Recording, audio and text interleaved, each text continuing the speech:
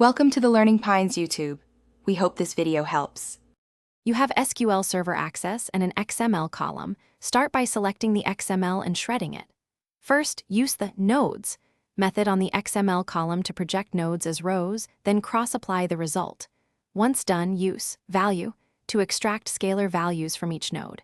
Make sure to declare namespaces with XML namespaces when the XML uses them. This gets you immediate row-wise data you can filter, join, and typecast for further processing. Continue by extracting individual fields with value, specifying XPath and the SQL type so results are typed correctly.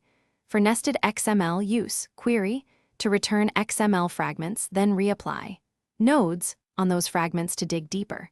When multiple nodes exist, filter with predicate or use TOP1 in your XPath. Also, cast results with try-convert or try-cast to avoid errors, and wrap extractions with isnull or coalesce to set defaults where XML elements are missing.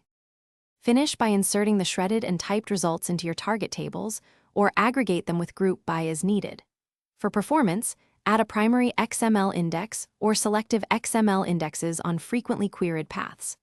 Once done, schedule jobs for recurring XML imports if this is automated.